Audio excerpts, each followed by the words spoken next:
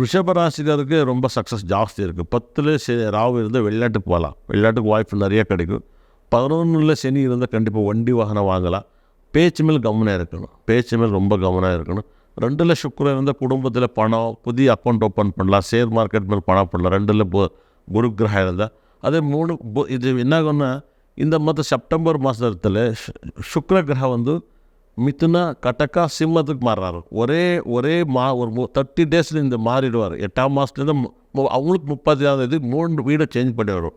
ரிஷபராசி கண்டிப்பாக ரொம்ப நல்லதே நடக்கும். ஆனால் இவர் என்ன பண்ணணும், ரிஷபராசிக்கார் சுக்ரன் கஞ்சனூர் சுக்ர இல்லை திங்களூர் சந்திரன் டெம்பிளுக்கு இந்த மாதம் போயிட்டு இருந்தால் ரொம்ப அவர் என்ன நினச்சிக்க அதெல்லாம் நடந்துடும்.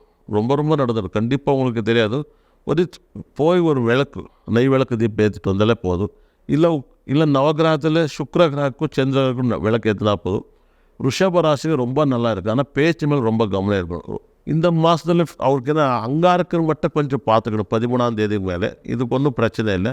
நீங்கள் அது மாதிரி ஒரு பணம் வேணும் அதிகம் ஒரு குபேரோட பேஸ்டர் கிடைக்கும். நீங்கள் எடுத்து போட்டாலும் கண்டிப்பாக நல்லதே நடக்கும்.